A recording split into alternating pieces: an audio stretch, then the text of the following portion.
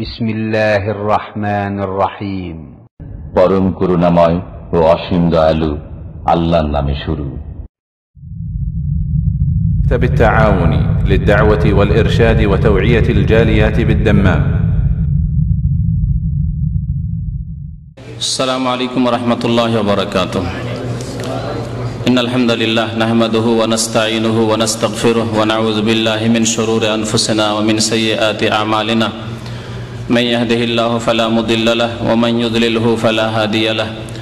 وأشهد أن لا إله إلا الله وحده لا شريك له وأشهد أن محمدا عبده ورسوله. يا أيها الذين آمنوا اتقوا الله حق تقاته ولا تموتن إلا وأنتم مسلمون. يا أيها الناس اتقوا ربكم الذي خلقكم من نفس واحدة وخلق منها زوجها وبث منهما رجالا كثيرا ونساء واتقوا الله الذي تساءلون به والأرحام إن الله كان عليكم رقيبا. يا أيها الذين آمنوا اتقوا الله وقولوا قولا سديدا يصلح لكم أعمالكم ويغفر لكم ذنوبكم ومن يطع الله ورسوله فقد فاز فوزا عظيما. أما بعد فإن خير الحديث كتاب الله وخير الهدي هدي محمد صلى الله عليه وسلم وشر الأمور محدثاتها وكل محدثة بدعة وكل بدعة ضلالة وكل ضلالة في النار. أعوذ بالله من الشيطان الرجيم. بسم الله الرحمن الرحيم. يا أيها الرسول بلغ ما أنزل إليك من ربك وإن لم تفعل فما بلغت رسالته والله يعصمك من الناس إن الله لا يهدي القوم الكافرين. মহান আল্লাহর সমস্ত প্রশংসা যে আল্লাহ পাক রব্বুল আলামিন আমাদেরকে সৃষ্টি করেছেন মানুষ করে, আমাদেরকে দ্বীন ইসলাম কবুল করার তৌফিক দান করেছেন, আমাদেরকে ভালো মন্দের বিচার করার তৌফিক দান করেছেন। সে আল্লাহরই যাবতীয় প্রশংসা। দরুদ ও সালাম নাজিল হোক নবী মুহাম্মদ রাসূলুল্লাহ সাল্লাল্লাহু আলাইহি ওয়াসাল্লামের প্রতি, যিনি সত্যকে সুস্পষ্ট করে দিয়ে গেছেন, বাতিলকে ভুলকে চিহ্নিত করে গিয়েছেন। আল্লাহ পাক যেন যে হক তিনি নাজিল করেছেন রাসূলুল্লাহ সাল্লাল্লাহু আলাইহি ওয়াসাল্লামের প্রতি, মানব জাতির জন্য সেই হক বোঝার, অনুধাবন করার এবং তার অনুসরণ করার তৌফিক দান করেন। বাতিলকে ভুলকে ভুল বুঝার আল্লাহ তৌফিক দান করেন, ভুল মনে করার তৌফিক দান করেন এবং তা আমাদেরকে ছেড়ে দেওয়ার তৌফিক দান করেন। আল্লাহ পাক রব্বুল আলামিন আমাদেরকে জ্ঞান দিয়েছেন, বিবেক বুদ্ধি দিয়েছেন, আল্লাহ পাক এর হিসাব নেবেন। সুতরাং যে কোনো বিষয়ে নিজের জ্ঞান বিবেককে কাজে লাগাইতে হবে এবং জ্ঞান বিবেককে কাজে লাগাবার ক্ষেত্রে নিরপেক্ষ দৃষ্টি রাখতে হবে। নিরপেক্ষ দৃষ্টি মানে আপনাকে কোনো একদিকে ঝুঁকে গেলে হবে না। প্রথমে কোনো একদিকে ঝুঁকে গেলেন, একটা সাইড নিয়ে নিলেন আর তারপরে বলবেন যে আমি হক চাই, সত্য চাই, কোনোদিন সত্য পাবেন না। যারা গাড়ি চালান তারা গিয়ারে দিয়ে গাড়ি স্টার্ট দেন না, তাই না? নিউট্রাল করার পরে গাড়ি স্টার্ট দেন, তাহলে গাড়িটা ঠিকভাবে চলবে। আর যদি গিয়ারে থাকার গাড়ি স্টার্ট দেন, তাহলে যদি সামনের দিকে গিয়ারে থাকে তাহলে সামনে কাউকে ধাক্কা দিবে আর নিজেও ঝাঁকানি খাবেন। আর যদি ব্যাক গিয়ারে থাকলে পিছন দিকে কাউকে মারবে গিয়ে, ঠিক না? তো ওই রকমই মানুষের বিবেকটা ঠিক।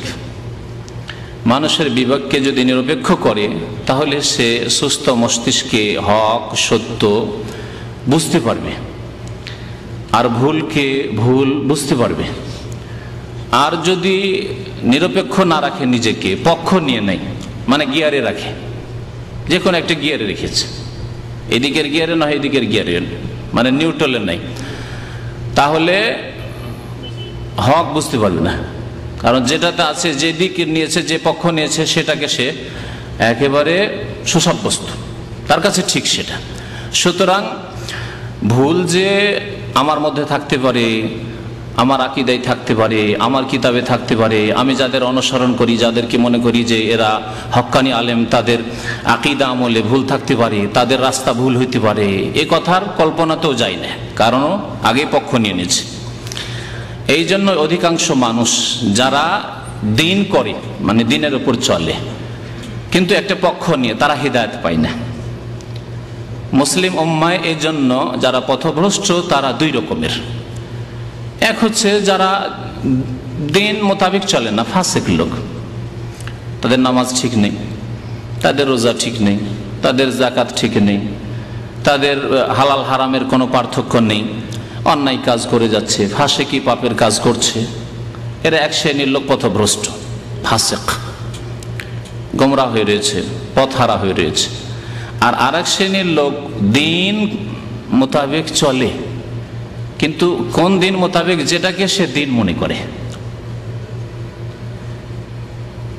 ভুল দিনের উপর রয়েছে, ভুল বিশ্বাসের উপর রয়েছে, ভুল আমলের উপর রয়েছে, ভুল ধারণার উপর রয়েছে, সে ভুল ধর্মের উপর চলে। ভুল ধর্মে ধার্মিক, ভ্রান্ত ধর্মে ধার্মিক, এদেরকে বলা হয় বিদাতি, মুবতাদিআ, বিদাতি। তো মুসলিম উম্মায় এই দুই শ্রেণীর লোক পথভ্রষ্ট হয়ে রয়েছে, যারা ফাসিক, যাদের আমল ভালো না, অসৎ আমল।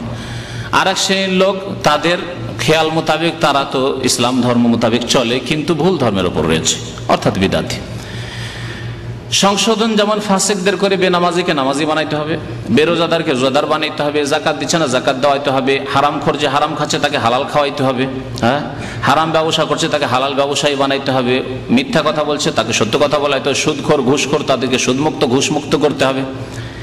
এইভাবে সংস্কার সংশোধন করতে হবে। ঠিক তেমনি যারা শিরক বিদাতে লিপ্ত রয়েছে, আকীদায়, বিশ্বাসে, কথায় অথবা আমলে শিরক মনের মধ্যে রয়েছে, আকীদায় রয়েছে, অথবা কথাতে, কাজে কর্মে কথাতে শিরক রয়েছে, সেগুলি তাদের কিতাবে প্রমাণ থাক, অথবা তাদের মৌখিক আলোচনার মধ্যে আসুক, কিন্তু শিরক বিদাত রয়েছে। এইসব শিরক বিদাত থেকেও মুক্ত করে মুসলিম বানাতে হবে খাঁটি, না হলে দুটোই কিন্তু গুমরাহির পথ, দুটোই জাহান্নামে যাওয়ার পথ। ফাসিকি পাপের কাজ করেও জাহান্নামে যেতে হবে ওই অবস্থায় মরে গেলে, আর শিরক বিদাত করেও যদি মরে, যদিও জাতিতে মুসলমান হয়, তবুও জাহান্নামে যেতে হবে। তাহলে এই দুইটো রাস্তাকে বর্জন করতে হবে আর ধরতে হবে সিরাতে মুস্তাকিম। জুমার মসজিদে যেসব ভাইরা ছিলেন খুতবার তরজমার আলোচনায় তারা শুনেছেন, সিরাতে মুস্তাকিম ধরতে হবে। এই দুটো রাস্তা বাদ দিবেন আল্লাহর রাস্তে, বিদাতের রাস্তা, শিরকের রাস্তা বাদ দেন, আর ফাসিকি পাপ করার রাস্তা, অন্যায় করার রাস্তা, হারাম খাওয়ার রাস্তা, ফরজ ওয়াজিব ছাড়ার রাস্তা, এসব রাস্তা বাদ দেন, দিয়ে আল্লাহ পাকের দিনকে মজবুত করে ধরুন। এই দিন যেমন নিজে পালন করতে হবে, তেমন অন্যদের কাছে পৌঁছাইতে হবে, অন্যদের কাছে পৌঁছাতে হবে। এটি হচ্ছে উম্মতের ফরজ দায়িত্ব। এই দিনকে পৌঁছানোকে বলা হয় তাবলীগ, বাল্লাগা ইউবাল্লিগু, তাবলীগ মানে পৌঁছানো। আর এই দিনের দিকে আহ্বান করাকে বলা হয় দাওয়া, মানে আহ্বান করা, দাওয়াত দেওয়া। আল্লাহ পাক রব্বুল আলামিন এই বাল্লাগা ইউবাল্লিগু তাবলীগের কথা উল্লেখ করেছেন কোরআনে কারীমে, আর দাওয়ার কথা, মানুষকে আহ্বান করা, দিনের দিকে ডাকার কথা, আল্লাহর দিকে ডাকার কথা, আল্লাহর কিতাবের দিকে ডাকার কথা, আল্লাহ রাসূলের সুন্নতের দিকে ডাকার কথা উল্লেখ করেছেন। কুনতুম খায়রা উম্মাতিন উখরিজাত লিন-নাস তা'মুরুনা বিল মা'রুফ ওয়া তানহাউনা আনিল মুনকার। আল্লাহ পাক বলেছেন ওয়াল তাকুম মিনকুম উম্মাতুন ইয়াদউনা ইলাল খায়র। ইয়াদউনা, দাওয়াতের কথা আল্লাহ উল্লেখ করেছেন, আহ্বান করার কথা। ওমান আহসানু কাওলান মিম্মান দাআ ইলাল্লাহ, দাওয়াতের কথা আল্লাহ পাক আহ্বান করার কথা উল্লেখ করেছেন। আল্লাহ পাক রব্বুল কোরআনে কারীমে আরো উল্লেখ করেছেন কুল হাযিহি সাবিলি আদউ ইলাল্লাহ, আদউ ইলাল্লাহ, দাওয়াত দিচ্ছি, ডাকছি, আহ্বান করছি আল্লাহ, আল্লাহর দিকে, আল্লাহ পাক উল্লেখ করেছেন।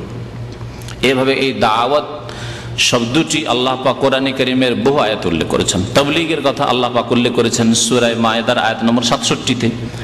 নবী করিম সাল্লাল্লাহু আলাইহি সাল্লামকে আল্লাহ পাক সম্বোধন করেছেন ইয়া আইয়ুহার রাসূল, হে রাসূল সাল্লাল্লাহু আলাইহি সাল্লাম, বাল্লিগ মা উনজিলা ইলাইকা মির রাব্বিক, আপনি পৌঁছিয়ে দেন, কিন্তু কি পৌঁছিয়ে দেন? হ্যাঁ, কিসসা কাহিনী, হ্যাঁ, ভালো মন্দ সব। হ্যাঁ ভাই, একটা ফিল্মের সিডি এক বাসা থেকে আরেক বাসায় পৌঁছে, ওইটা তো পৌঁছাচ্ছে। হ্যাঁ, ওটা শিরকি কিতাব, হ্যাঁ, বিদাতি কিতাব, শিরকি ক্যাসেট, বিদাতি ক্যাসেট, এটা তো পৌঁছাচ্ছে। এক উর্দু ভাষী ইন্ডিয়ান লোক খামিস মুশাইত আবহা এলাকা থেকে কবর পূজার সিডি সে পৌঁছাচ্ছে দামাম এলাকায়।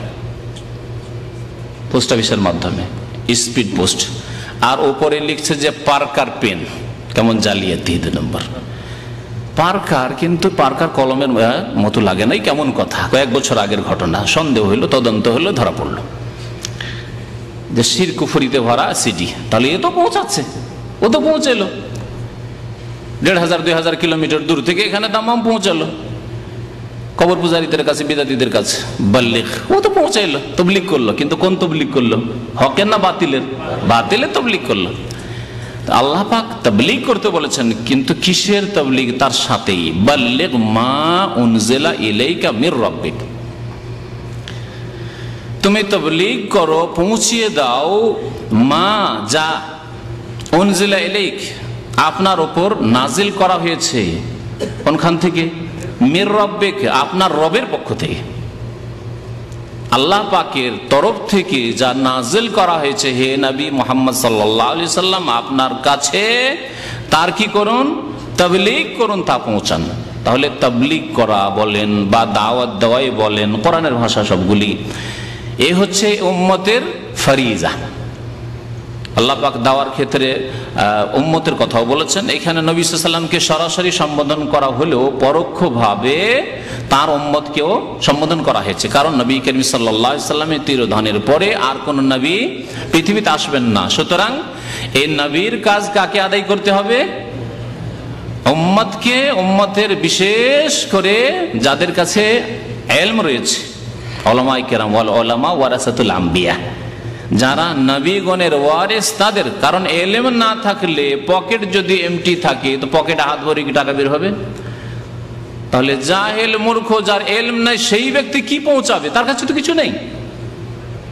এজন্য পৌঁছাবে কে? যারা আম্বিয়া কেরামের ওয়ারিস, অর্থাৎ উলামা, যাদের কাছে ইলম রয়েছে। কিসের ইলম? কোরআন এবং হাদিসের ইলম। কারণ আল্লাহর কথা পৌঁছাতে হবে যা নাজিল হয়েছে, কোরআনে কারীম নাজিল হয়েছে। আর রাসূলুল্লাহ সাল্লাল্লাহু আলাইহি ওয়াসাল্লাম হাদিস, তাও হচ্ছে ওয়াহী গায়র মাতলু, তাও নাজিল হয়েছে। কারণ বিনা ওয়াহীতে নবী করিম সাল্লাল্লাহু আলাইহি ওয়াসাল্লাম কোনো কথা বলেননি। পৌঁছাতে হবে তাহলে কোরআন এবং হাদিস। এই আয়াত স্পষ্ট করল তাবলীগ করা ফরজে কিফায়া উম্মতের উপর সাধারণ অবস্থায়। বিশেষ কোনো ক্ষেত্রে ফরজে আইনও হইতে পারে। এমন জায়গায় আছেন, এমন গ্রামে আছেন যেখানে আপনি এখন বিশিষ্ট ব্যক্তি, আলেম এবং জ্ঞানী, প্রভাবশালী, আপনি যদি হক কথা, সত্য কথা না পৌঁছান, আল্লাহ এবং তার রাসূল সাল্লাল্লাহু আলাইহি ওয়াসাল্লামের কথা, তাহলে এই কথাগুলি পৌঁছিবে না, তাহলে তখন ফরজে আইন হবে। কিন্তু সাধারণ অবস্থায় ইসলামের তাবলীগ করা, ইসলামের দাওয়াত দেওয়া, ইসলামের দিকে আহ্বান করা হচ্ছে ফরজে কিফায়া, অর্থাৎ এই উম্মতের ফরজ। উম্মতের একটি দল হইতে, ওয়ালতাকুম মিনকুম উম্মাতুন ইয়াদউনা ইলাল খায়র, তোমাদের মধ্য থেকে একটি দল হতে হবে। আল্লাহ বলছেন একটি দল হইতে হবে। ইয়াদউনা ইলাল খায়র, আহ্বান করবে কোন দিকে? কল্যাণের দিকে। কল্যাণ হচ্ছে তাওহীদ, কল্যাণ হচ্ছে সুন্নাত, কল্যাণ হচ্ছে ঈমান, কল্যাণ হচ্ছে নেক আমল। কল্যাণ শিরক নয়, কল্যাণ বিদআত নয়। ভালো করে বুঝে নেন। কিন্তু কল্যাণ হচ্ছে যেগুলি, সেগুলি খুব সংক্ষেপে বললাম। যে কোনো নেক আমল হচ্ছে কল্যাণ। কল্যাণ হচ্ছে আল্লাহর একত্বের কথা। সবচেয়ে বড় কল্যাণ হচ্ছে আল্লাহর একত্ব। তারপরে কল্যাণ হচ্ছে রাসূলুল্লাহ সাল্লাল্লাহু আলাইহি ওয়াসাল্লামের সুন্নাত, আদর্শ। তার আদর্শ পৌঁছাচ্ছেন আপনি, হচ্ছে কল্যাণ। ইয়াদউনা ইলাল খায়র, কল্যাণের দিকে দাওয়াত দিতে হবে, আহ্বান করতে হবে। তো বলছিলাম যে তাবলীগ যে আছে, এই তাবলীগ করা ফরজে কিফায়া, কিন্তু তাবলীগ করতে হবে আল্লাহ পাকের কথার আর রাসূলুল্লাহ সাল্লাল্লাহু আলাইহি ওয়াসাল্লামের কথার। নবী করিম সাল্লাল্লাহু আলাইহি ওয়াসাল্লামের একটি হাদিস শোনাই ভূমিকাতে, বাল্লিগু আন্নী ওয়ালাউ আয়া, তোমরা আমার পক্ষ থেকে পৌঁছে দাও। কার পক্ষ থেকে? আন্নী, রাসূলুল্লাহ সাল্লাল্লাহু আলাইহি ওয়াসাল্লামের পক্ষ থেকে। কারণ রাসূলুল্লাহ সাল্লাল্লাহু আলাইহি ওয়াসাল্লামের উপর কোরআন নাযিল হয়েছে, তাহলে রাসূল সাল্লাল্লাহু আলাইহি ওয়াসাল্লামের পক্ষ থেকে পৌঁছালে কোরআনও পৌঁছা চলে আসে। আর রাসূলুল্লাহ সাল্লাল্লাহু আলাইহি ওয়াসাল্লাম যা বলেছেন, যা করেছেন, যার স্বীকৃতি, অনুমোদন দিয়েছেন, সেগুলি হাদিস। সুতরাং তাও চলে আসে। বাল্লিগু আন্নী, আমার পক্ষ থেকে পৌঁছিয়ে দাও। অন্য কারো পক্ষ থেকে তাহলে পৌঁছালে চলবে না। অন্য কারো মতবাদ পৌঁছাবেন, তা চলবে না। অন্য কারো কল্পিত বস্তু, কল্পিত বিষয়, মন গড়া বিষয় বা শিরক বিদআত পৌঁছাবেন, তা চলবে না। কিন্তু তার নাম তাবলীগ নয়। বাল্লিগু আন্নি, আমার পক্ষ থেকে। তাহলে এটি রাসূলুল্লাহ সাল্লাল্লাহু আলাইহি ওয়াসাল্লামের পক্ষ থেকে কিনা নিশ্চিত হইতে হবে, কনফার্ম হওয়া যাকে বলে, ইয়াকিন হইতে হবে যে আমি যেই কথাগুলি বলছি আল্লাহর পক্ষ থেকে অথবা রাসূলুল্লাহ সাল্লাল্লাহু আলাইহি ওয়াসাল্লামের পক্ষ থেকে, কোরআনে কারীমে আছে অথবা রাসূলুল্লাহ সাল্লাল্লাহু আলাইহি ওয়াসাল্লামের হাদিস শরীফে আছে। নিশ্চিত হওয়ার পরে পৌঁছাতে, বাল্লিগু আন্নি ওয়ালাউ আয়া, যদি একটি আয়াতও জানা থাকে, একটি আয়াতের তাফসীর জানা থাকে, একটি আয়াত থেকে মাসলা মাসাইল কি ইস্তেমবাত হচ্ছে তা জানা থাকে, একটি হাদিস, আয়াত মানে এখানে যে কোনো দিনের মাসলা মাসাইল, বিধিবিধান, আকীদা হোক অথবা আমলের ক্ষেত্রে হোক, ফিকহি মাসলা মাসাইল হোক, যে কোনো বিষয়, শুধু আয়াত মানে কোরআন কারীমের আয়াত নয়, দ্বীনের নিদর্শন। সুতরাং একটি মাসলা, একটি আয়াত সংক্রান্ত হোক, একটি হাদিস সংক্রান্ত হোক, কোরআন সুন্নাহর একটি মাসলা, একটি বিষয় যদি তোমার জানা থাকে নিশ্চিতভাবে, তাহলে বাল্লিগু আন্নি, আমার পক্ষ থেকে তা মানব জাতি পর্যন্ত পৌঁছিয়ে দাও। তাহলে তাবলীগের মানে ইসলাম প্রচারের জন্য তাগিদ রয়েছে, নবী করিম সাল্লাল্লাহু আলাইহি ওয়াসাল্লামের আদেশ রয়েছে, এবং সবচাইতে ভালো কাজ, ওয়ামান আহসানু কাওলান মিম্মান দা ইলাল্লাহ, ওর চাইতে ভালো কথা আর কারো কথা হইতে পারে না যেই ব্যক্তি আল্লাহর দিকে কি করে, আহ্বান করে, ডাকে। সবচাইতে ভালো কথা হচ্ছে নিজে আমল করার পরে, নিজেকে সংশোধন করার পরে যথাসাধ্য আরো ভালো করার চেষ্টা করেন। কিছু ত্রুটি আছে তার মানে এই না যে কাউকে বলবো না, কিন্তু নিজেকে আরো সুন্দর করার চেষ্টা করতে হবে যাতে করে আমার কথা বেশি ফলপ্রসূ হয়। তারপরে অন্যকে ভালো কাজের দিকে ডাকা হচ্ছে সবচাইতে ভালো আমল। ওমান আহসানু কাওলান মিম্মান দা ইলাল্লাহি ওয়া আমিলা সালিহান ওয়া ক্বালা ইন্নানি মিনাল মুসলিমিন, ভালো আমল করি এবং ইসলাম নিয়ে গৌরব করে যে আলহামদুলিল্লাহ, আল্লাহ শুকরিয়া আদায় করতে হবে যে আমি মুসলিম, এবং আমি যখন মুসলিম তো আমাকে এর প্রচার করতেই হবে। আল্লাহ পাক আমাকে মুসলিম করেছেন, সুতরাং এই ইসলাম, এই শান্তির কথা মানব জাতি পর্যন্ত পৌঁছাতে হবে। তাবলীগ সম্পর্কে আজকে আলোচনা করব, কারণ তাবলীগ সম্পর্কে দীর্ঘদিনের প্রশ্ন যারা এখানে আসেন তাদের পক্ষ থেকে, দূর দূরান্ত থেকে, এমনকি দেশ বিদেশ থেকে বহু প্রশ্ন, যে তাবলীগ করব, কোন তাবলীগ,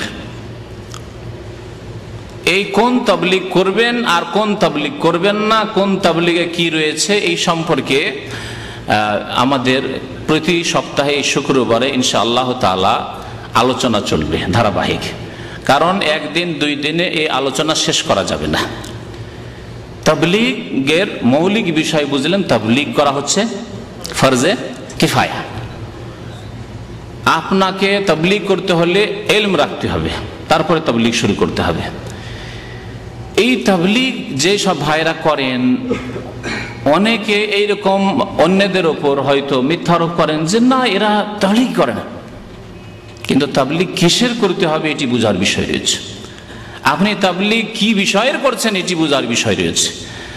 এই সম্পর্কে আলোচনা শুরু করব, এবং শুরু করার আগে আর শুরু করব এই শুরুতে আজকের অনুষ্ঠানে সারা পৃথিবীতে বিশিষ্ট ওলামায়ে কিরাম, যারা আমাদের দেশের পরিভাষায় ওলামায়ে কিরাম নন, কারণ আমাদের দেশের পরিভাষায় কওমি মাদ্রাসা ফারিগ হইলে ওলামায়ে কিরাম, কামেল ফাজেল কামেল পাশ করলে ওলামায়ে কিরাম, ঠিক কিনা? ঠিক আছে, ওলামায়ে কিরাম তারা, কিন্তু আরবদের ভাষায় ওলামা কারা? যাদের বড় লিখনি ক্ষমতা আছে আরবি ভাষায়, আরবি ভাষায় তাদের অগাধ পাণ্ডিত্য রয়েছে, যাদের আকীদা এবং আহকাম ফিকহি মাসলা মাসাইলের ক্ষেত্রে ইস্তেমবাতের ক্ষমতা রয়েছে, তারা ওলামা। এইরকম পৃথিবীতে আমি বলতে পারি যে 10 জনের বেশি ওলামা হতে পারে বেশি, কিন্তু আমি 10 জনের বাইরে যাব না। যেসব ওলামাদের ফতোয়া আমি উল্লেখ করবো আপনাদের সামনে এই তাবলীগ সম্পর্কে আর এই তাবলীগী জামাত সম্পর্কে, বিশেষ করে তাবলীগী জামাত, প্রচলিত তাবলীগ জামাত সম্পর্কে, এই তাবলীগ জামাত সম্পর্কে এমন বিশিষ্ট আলেমদের কথা উল্লেখ করব যারা বর্তমান এই শতাব্দীতে যারা 1 নম্বর থেকে 10-এর মধ্যে আছেন, 10-এর বাইরে যাবেন না সারা পৃথিবীতে, এবং তাদের বহু লিখনি আছে। তারা আমাদের দেশের মতো মুফতি নন, প্রচলিত মুফতি যে কওমি মাদ্রাসা ফারিগ হয়েছে, ফারিগ হওয়ার পরে দেওবন্দ বা হাটহাজারি হওয়ার পরে 2 বছর ইফতা কোর্স পড়ে এসছে, আমি মুফতি সাহেব, আলহাজ অমুক মুফতি সাহেব, হজ করলে তো আলহাজ তার সাথে সাথে না, এরকম মুফতি না। তো আমাদের দেশের গতানুগতিক প্রচলিত মুফতি না, তারা আসলে ফাতোয়ার কিতাব লিখে এবং তাদের কোরআন এবং হাদিসের বহু খিদমত করে তারা প্রমাণ করেছেন যে সত্যি সালাফে সালেহিনের তরিকায় তারা আলেমে দিন। তাদের ফতোয়া থেকে, কারণ তাদের ফতোয়া পৃথিবীতে মানুষের কাছে কোরআন সুন্নাহর পরে গ্রহণযোগ্য, কারণ তাদের ফতোয়াগুলি কোরআন সুন্নাহ অনুকূলে লেখা হয়েছে। তো তাদের ফতোয়া উল্লেখ করব যাতে করে কারো আপত্তি না থাকে। আমি তাদের ফতোয়া বেশ কিছু তাদের ফতোয়ার কিতাব থেকে আমি সংকলন করার চেষ্টা করেছি আপনাদের জন্য, যা বিভিন্ন ফতোয়ার কিতাব থেকে সংকলন করেছি। তার আগে মনে রাখবেন যে এই প্রচলিত তাবলিগি জামাত যেটি হচ্ছে ইলিয়াসি তাবলিগ, যার নাম হচ্ছে ইলিয়াসি তাবলিগ। ইলিয়াসি তাবলিগ কেন বলা হয়? কারণ এই তাবলিগ শুরু করেছেন মাওলানা ইলিয়াস সাহেব, ভারতের প্রখ্যাত দেওবন্দি আলেম ইলিয়াস সাহেব, তিনি শুরু করেছেন এই তবলিগ। সেজন্য এই তবলিগের নাম হচ্ছে ইলিয়াসি তবলিগ। যেমন জামাতে ইসলামী হচ্ছে মওদুদি জামাত, কারণ এই জামাত প্রতিষ্ঠা করেছেন জনাব মওদুদি সাহেব, যে হচ্ছে মওদুদি জামাত। তো এই ইলিয়াসি তবলিগ, যেই তবলিগ শুরু হয়েছে কতদিন আগে এ সম্পর্কে অধিকাংশ লোকের কিন্তু ধারণা নেই। তাদের সারা পৃথিবীতে ব্যাপক বিস্তার দেখে অনেকে ভাবে হয়তো হাজার হাজার বছর বা শত শত বছর থেকে চলে আসছে এই তাবলিগ, তাই না? সুতরাং আপনাদেরকে জিজ্ঞাসা করবো যে আপনাদের কার জানা আছে যে এই তবলিগের বয়স কতদিন? এই ইলিয়াসি তবলিগের বয়স কতদিন?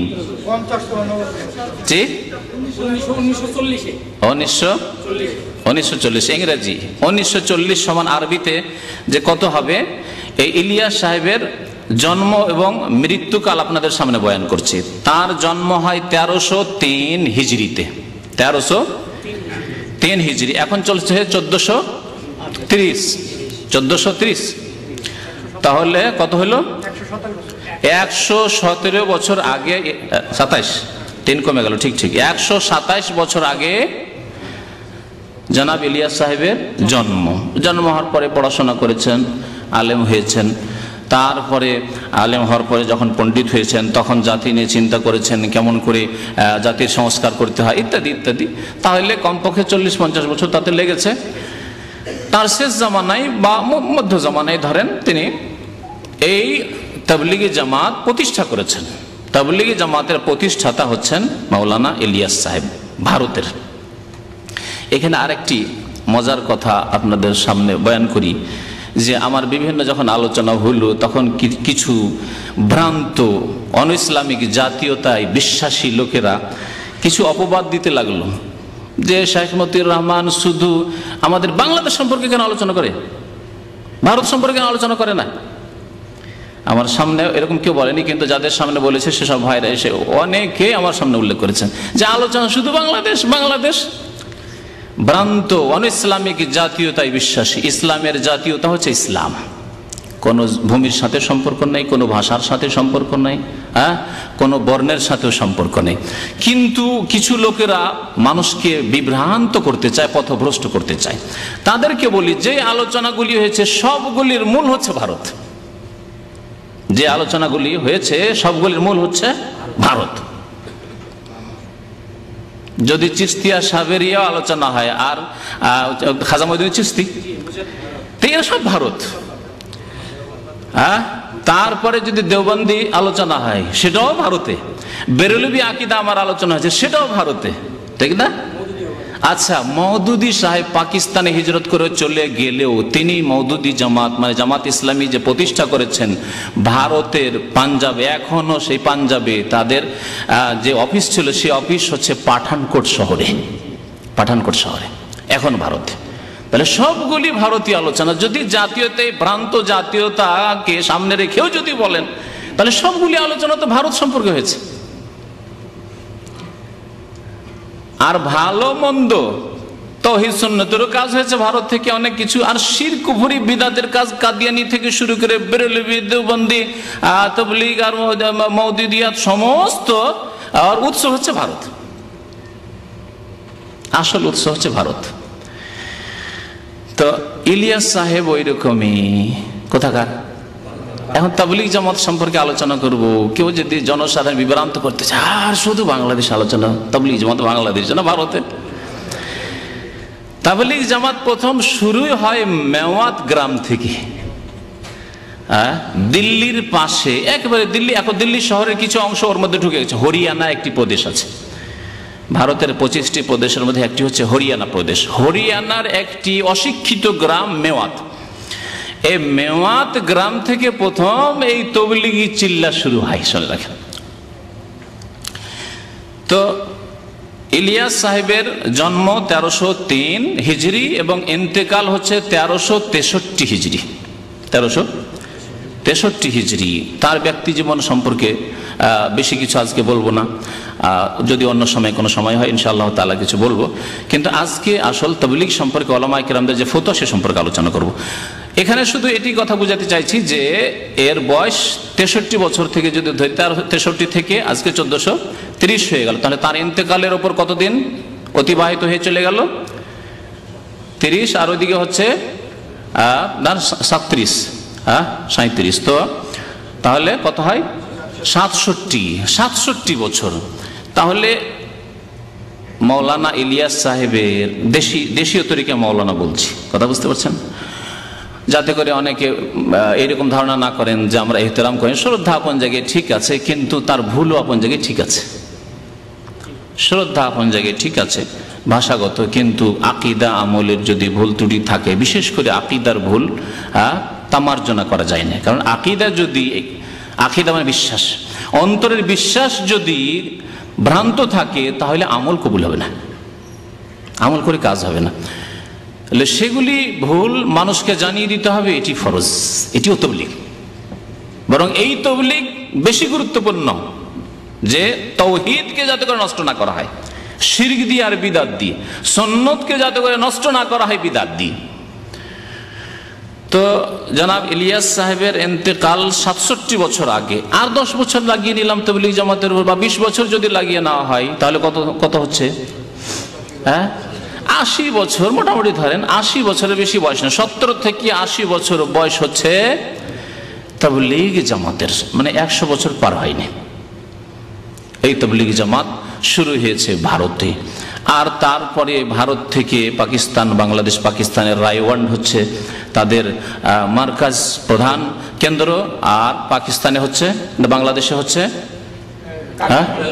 কাকরাইল মসজিদ, আর ইজতেমার জায়গা হচ্ছে টঙ্গী, যাকে অনেকে টঙ্গী শরীফ বলে। আর অনেকেই শুধু মুখে নয়, বরং প্রচার মাধ্যম, বাংলাদেশের প্রচার মাধ্যম এসে তাদের বক্তব্য, যারা ওই খেদমত করছে ইজতেমার প্রস্তুতির জন্য, তাদেরকে সে জিজ্ঞাসা করছে যে আপনাদের নাকি ধারণা, গত বছরের কথা, যে আপনারা এখানে যদি আসেন আর এখানে হাজিরা দিলে হজের সওয়াব পাওয়া যায়। তো সেই গরিব খাদেম লোকেরা, জাহিল মূর্খরা বলছে যে আমরা গরিব দেশের মানুষ, গরিব দেশে বাস করি, আর হজে তো যেতে পারি না, অনেক টাকা লাগে, সেজন্য মনে করি যে এই মোবারক জায়গার যদি খেদমত করি, মোবারক ইজতেমার খেদমত করি, আরাফায় পৌঁছিতে পারি না, তাহলে আল্লাহ আমাদেরকে হজের সওয়াব দেবেন। তো এইরকম ভ্রান্ত আকীদা নিয়ে সেসব জায়গায় যায়। যাই হোক, এগুলো মৌখিক কথা, কাগজে কলমে কিতাবের কথা এখন আসি। যে তাবলীগ জামাত, ইলিয়াসি তাবলীগ সম্পর্কে সারা পৃথিবীর বিশিষ্ট উলামায়ে কেরাম গণের ফতোয়া কি? বিশিষ্ট উলামায়ে কেরাম 1 নম্বর, 2 নম্বর, 3 নম্বর, 4 নম্বর করে আমি কয়েকজনের কথা আপনাদের বলি দিই, কারণ অনেকের এই সম্পর্কে কিন্তু ধারণা নেই। সারা পৃথিবীতে এই 80 বছর যে হয়ে গেল তাবলীগ জামাতের, এই 80 বছরের মধ্যে যেসব বিশিষ্ট কোরআন সুন্নাহর উলামায়ে কেরাম, তাওহীদ সুন্নাতের উলামায়ে কেরাম, তাদের 1 নম্বর হচ্ছেন আল্লামা সামাহাতুশ শেখ ইমাম আব্দুল আজিজ বিন আব্দুল্লাহ ইবনে বাজ রহমতুল্লাহি আলাইহি, সৌদি আরবের বিগত প্রধান মুফতি এবং ইদারাতুল বহুস আল ইলমিয়া ওয়াল ইফতা ওয়াদ দাওয়া ওয়াল ইরশাদ যখন ছিল, বা দারুল ইফতা, তখন তার প্রধান তিনি ছিলেন, প্রধান তিনি চেয়ারম্যান ছিলেন। তো যাই হোক, 1 নম্বরে। 2 নম্বরে সারা পৃথিবীর বিশিষ্ট আলেম হচ্ছেন মুহাদ্দিস, বর্তমান যুগের অদ্বিতীয় মুহাদ্দিস আল্লামা ইমাম মুহাম্মদ নাসিরউদ্দিন আল আলবানী, 2 নম্বর। 3 নম্বরে আল্লামা মুহাম্মদ বিন সালেহ আল উসাইমিন আল কাসিমের, জি, আলেম এবং ফাকিহ, এবং বহু কিতাব রয়েছে, যাদের কথা বলছি তাদের 1টি 2টি কিতাব নয়, বহু কিতাব রয়েছে, এবং বহু খণ্ডে রয়েছে এক একটি কিতাব, হাদিসের কিতাব, ফিকহের কিতাব, ফতোয়ার কিতাব। জি, 4 নম্বরে আল্লামা সালেহ আল ফৌজান হাফেজাহুল্লাহ, তিনি এখনো বেঁচে আছেন। এই 3 জন ইন্তেকাল করেছেন এই কয়েক বছর মধ্যে, এই 10 বছর 11 বছর মধ্যে 3 জনের ইন্তেকাল হয়েছে। ইবনে বাজ রহমতুল্লাহ ইন্তেকাল হয়েছে আমি যে বছর এখানে আছি 1420, আর তার কয়েক বছরের মধ্যেই ইন্তেকাল হয়েছে আল্লামা নাসিরুদ্দিন আলবানী, তারপরে ইন্তেকাল হয়েছে ইবনে উসাইমিন রহমতুল্লাহ আলাইহিম আজমাইনদের। আল্লামা সালেহ আল ফৌজান বেঁচে আছেন। তো 4 জনের কথা বললাম। এই 4 জনের ফতুয়া, আর 5 নম্বরে একটি বিস্তারিত ফতুয়া তাবলীগ জামাতের উপর রয়েছে। এই আল খোবারে রয়েছেন বিশিষ্ট একজন আলেম, এবং তার খেদমত বিশেষ করে আজকাল যান্ত্রিক সভ্যতার যুগে, ইন্টারনেটের যুগে, ইন্টারনেটে সবচাইতে বেশি। তিনি হচ্ছেন আল্লামা মোহাম্মদ বিন সালেহ আল মুনাজ্জিদ, মুনাজ্জিদ বলে প্রসিদ্ধ। তার বেশ কিছু কিতাব রয়েছে। কতিপয় হারাম বস্তু একটা বাংলায় বই পড়েছেন না, সেটি তার লেখা। তো ইন্টারনেটে বিশাল কাজ হচ্ছে। আমাদের এক ভাই খোবার থেকে আসেন, কাজী বললে যে ভাই, উনি হচ্ছেন এই মোহাম্মদ সালেহ আল মুনাজ্জিদের বাড়ির ড্রাইভার, অফিস ড্রাইভার।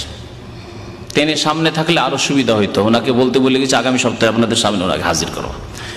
এবং ইন্টারনেটে যে কত বড় বিশাল কাজ হচ্ছে 2 ভাষায়, পৃথিবীর 2টি জীবন্ত ভাষায়, ইংরেজিতে এবং আরবিকে, ইংরেজিতে এবং আরবিকে।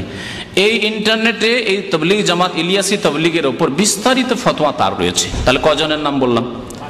এই 5 জনের ফতোয়া আপনাদের সামনে নকল করব, আর বাকি যদি অন্য কোনো ফতোয়া চলে আসে আনুষঙ্গিক, তাহলে প্রয়োজন হলে করব বা সময় হলে করব ইনশাআল্লাহ তাআলা। তো এই ফতোয়াগুলি আপনাদেরকে শোনাই, কিতাবগুলি দেখাই। এই কিতাব দেখতে পাচ্ছেন কি আপনারা? নাম হচ্ছে ফাজাইলে আমল। ফাজাইলে কি লেখা আছে? এটা প্রথম খণ্ড। এটি হচ্ছে প্রথম খণ্ড। উর্দুতে লেখা হয়েছে প্রথম কিতাব, ভারতে কিতাব লেখা হয়েছে উর্দুই, তারপর বিভিন্ন ভাষায় তরজমা হয়েছে। এই তরজমা হয়েছে বাংলায়, অনুবাদক হচ্ছেন মৌলানা মোহাম্মদ সাখাওয়াতুল্লাহ, মুমতাজুল মুহাদ্দিসিন রিসার্চ স্কলার। হ্যাঁ, আর সরাসরি শাইখুল হাদিস হযরত মাওলানা হাফেজ মোহাম্মদ জাকারিয়া সাহারানপুরি সাহেবের দোয়া ও ইজাজত প্রাপ্ত, মানে পীর মুরিদের যে ইজাজত রয়েছে, ইজাজত মানে এমনি ইজাজত না, অনুবাদের ইজাজত প্রাপ্ত। তো যাই হোক, এই কিতাব সাখাওয়াতুল্লাহ সাহেবের অনুবাদ। আরেকটি অনুবাদ বাংলা ভাষায় রয়েছে আম্বর আলীর। তো আম্বর আলীর পাতা নম্বরগুলি যখন আগামীতে বলবো, সাখাওয়াতুল্লাহ সাহেবের তর্জমা থেকে বলবো, আম্বর আলীর কিতাব কেউ যে দেখেন আর পাতা নম্বর না মিলে, তাহলে ওটা আপনাকে মিলিয়ে নিতে হবে, কিন্তু পাতা নম্বরে আগে পরে হবে তখন। এটি হচ্ছে প্রথম খণ্ড। এ হচ্ছে ফাজাইল আমল, দ্বিতীয় খণ্ড। এতে কি রয়েছে আপনাদের দেখাই। এতে রয়েছে ফাজাইলে তবলিগ, ফাজাইলে নামাজ, ফাজাইলে কোরআন, ফাজাইলে জিকির, ফাজাইলে রমজান, হেকায়েতে সাহাবা। এটা হলো 1, 2, 3, 4, 5, 6। তারপরে পাস্তি কা ওয়াহিদ ইলাজ, মানে মুসলিমদের অধপতনের তিনি চিকিৎসা বাতলিয়েছেন তার খেয়াল খুশি মোতাবেক। তো এই হচ্ছে ফাজাইল আমার প্রথম খণ্ড। দ্বিতীয় খণ্ড, এতে রয়েছে ফাজাইলে সাদাকাত, ফাজাইলে দরুদ শরীফ, ফাজাইলে হজ আর জাজাউল আমল। তবলিগি কুতুবখানা, চকবাজার, ঢাকা। তবলিগি ফাজাইল আমলে 2টি ফাজাইল, একটি হচ্ছে ফাজাইলে দুরুদ, একটি হচ্ছে ফাজাইলে দুরুদ, আর একটি হচ্ছে ফাজাইলে হজ। আমার কাছে অফিসে আছে, নিয়ে আসিনি, আগামী সপ্তাহগুলি দেখাবো। এই কিতাবগুলিতে সবচাইতে বেশি শিরক আছে আর বিদাত আছে। এই 2টিতে ফাজাইলগুলি যতগুলি আছে প্রায়গুলিতে বিদাত আছে, কিন্তু এই 2টিতে সবচাইতে বেশি বিদাত আছে এবং শিরক পর্যন্ত আছে। কিতাব খুলে খুলে ধরে ধরে পড়ে শোনাবো, যাতে করে কোনো সন্দেহের অবকাশ না থাকে। যার ফলে তারা একটু চালাক চতুর হয়ে এগুলোকে একটু আলাদা করে দিলেন, যে যারা কয়েক চিল্লা দিয়ে একবারে অন্ধভক্ত হয়ে গেছে, এখন তাদের বেরিয়ে যাওয়ার কোনো আশঙ্কা নেই, সম্ভাবনা নেই, তারা এগুলি খাস খাস লোকেরা পড়বে, খাওয়াসুল খাস, বিশেষ বিশেষ লোকেরা এগুলো পড়বে। সেই জন্য এই ফাজাইলে দুরুদ শরীফকে আলাদা করে দেওয়া হচ্ছে। এতে ডাহা শিরক আছে, বহু শিরক। এইরকম ফাজাইলে আমলে ডাহা বড় শিরক আছে, শিরকে আকবার, যেসব শিরকের কারণে ইসলাম থেকে মানুষ বেরিয়ে যায়, ফতুয়াতে শুনতে পাবেন তখন। এগুলি রয়েছে, এই জন্য এগুলিকে আলাদা করে দিয়েছে। এখন আপনাদের সামনে এই ফাজাইল থেকে একটি বিষয় উল্লেখ করে ফাজাইলের কিতাবের প্রথম খণ্ডের একেবারে ভূমিকাতে কি বলেছেন। তারপরে আমার আলোচনা এবং ফতোয়া শুরু করব। ভূমিকাতে লিখেছেন, ভূমিকা বিসমিল্লাহির রহমানির রহিম নাহমাদু ওয়া নুসাল্লি আলা রাসূলিল কারীম, তামহিদ, উর্দু আরবিতে তামহিদ মানে ভূমিকা, বাংলায় লেখা আছে ভূমিকা। তারপরে আল্লাহর প্রশংসা, নবীর প্রতি দরুদ, এসব করার পরে বলছেন একটা সংক্ষিপ্ত বই লিখি, এত বড়, শুনেন এখন, এত বড় বুজুর্গের সন্তুষ্টি বিধান আমার পরকালে নাজাতের ওসিলা হইবে মনে করিয়া আমি উক্ত কাজে সচেষ্ট হই। কি শুনলেন? এই উক্ত কাজে তাবলীগ জামাতের এত মোটা কিতাব লিখার জন্য যে তিনি কি হয়েছেন, সচেষ্ট হয়েছেন, কি উদ্দেশ্যে? আবার শোনান, এত বড় বুজুর্গের সন্তুষ্টি বিধান, কার সন্তুষ্টি বিধান? বুজুর্গের সন্তুষ্টি বিধান, আল্লাহ পাকের নয়। আমার পরকালে নাজাতের ওসিলা হবে, মানে বুজুর্গ যদি সন্তুষ্ট হয়ে যান তাহলে আমার নাজাত হবে। তাহলে বুজুর্গের সন্তুষ্টির উদ্দেশ্যে এত মোটা কিতাব লেখা হয়েছে। একটি কিতাবের পৃষ্ঠা সংখ্যা হচ্ছে 802, হ্যাঁ, 1600-1700 পৃষ্ঠার এই কিতাব লেখা হয়েছে আল্লাহ ছাড়া অন্যের সন্তুষ্টির উদ্দেশ্যে। জি, ভূমিকা পড়ে শোনালাম। আচ্ছা, ভূমিকাতে আরেকটি মজার কথা আছে। তিনি অন্যদের সম্পর্কে বলছেন যে অনেকে শিরক বিদআতে লিপ্ত আছে আর শিরকে শিরক মনে করে না। আমি বলছি যে জনাব, আপনি ওই অবস্থায় আছেন। অন্যদেরকে কেন তহমত দিচ্ছেন? অনেকে শিরক, লক্ষ লক্ষ লোক শিরক করছে, অথচ শিরকে শিরক মনে করে না। আপনি তো ওই কাদায় হাবুডুবু খাচ্ছেন। দেখেন, শোনেন, তারপরে 3-4 লাইন পরেই, বরং লক্ষ লক্ষ লোক প্রকাশ্যভাবে কুফরি ও শিরকে লিপ্ত রয়েছে। আরো আশ্চর্যের বিষয় যে তাহারা উহাকে শিরক ও কুফরি বলিয়া ধারণাই করে না।